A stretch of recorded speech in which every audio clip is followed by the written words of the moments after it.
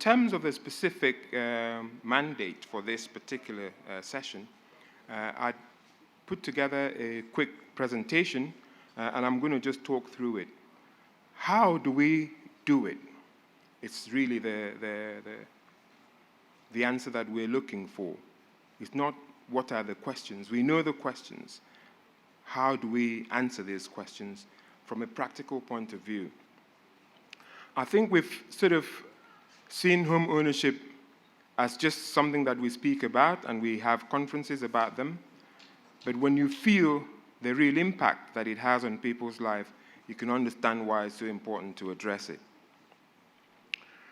What is lacking for us in Nigeria is we meet at conferences like this, and it lasts 3 days, and at the end of the 3 days, we leave it at that.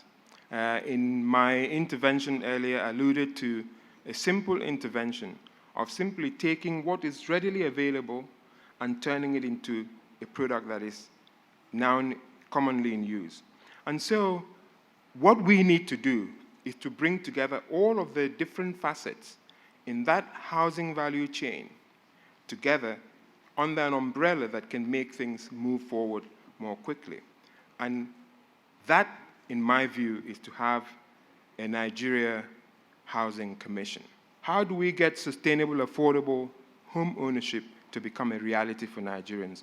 And this is why I'm proposing the Housing Commission. The Housing Commission will serve 2 key roles. The first is to really establish home ownership policy, a national home ownership policy, especially for the first-time homeowner. That in itself would mean that you can now bring in all of the different facets that you're looking for. Do you want it to be a tax-exempt support?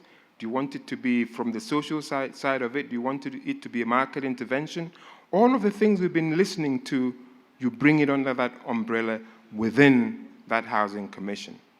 The second role of the Commission is really to be the driver of the housing economic model. And I know that I was talking to David Gardner. It's something that, while I was at NMRC, signed an MOU with the Center for Affordable Housing Finance to help develop a model for housing in Nigeria.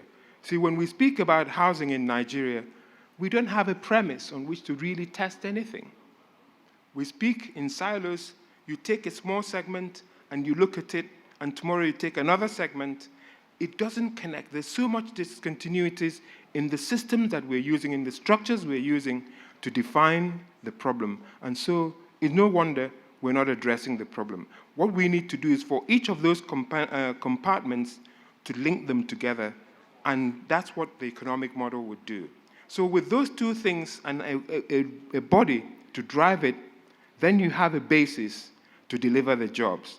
Because what do? You would have construction finance, that FHF, and I was also involved in the creation of FHF. I was in the first committee that actually spoke about it way back in 2017 and worked the way through to actually creating it. So you would have construction finance, FHF as a government entity, plus other private sector, and all of that is jobs. If you think, if we're building now, say 800,000 houses a year, which is what we need, translate that to 5 jobs on construction site per house. You're looking at what, 2.4 million? 2.4 million thereabouts? If it's 5, it's more than 2.4 million. 8 times 4 million. If you double that in terms of the backwards and forward integration, it becomes 8 million jobs, just by having a policy that now links the sector properly. We've spoken much about this. So if you look at those 2 sides of it, on the land and land titling side of it, when you have that in place and we have a regulatory environment for that to happen, it would make it happen. We have a model mortgage and foreclosure law which proposes having in one spot the whole process of land titling. So you start from everything to do with the registration and the creation of the title, and when you create a mortgage, to also to register that mortgage, all under one-stop shop. Kaduna State has done it. They adopted it, and you can get a title in what? You can confirm this in what, 48 hours? Yeah, in 48 hours, you can get a title if papers are right in Kaduna State. So it can be done, you know. And when you have that replicated across the board, that's job creation. At each stage, you're adding to the pool and to the young pool. It gives a chance also for innovation to develop new products for that aspect of the market. Before I left NMRC, I signed $1 billion contract, agreement rather, with Cantor Fitzgerald. What does it do? It would mean that when the first $1 billion equivalent portfolio is put together, there is an avenue to take it to the international market.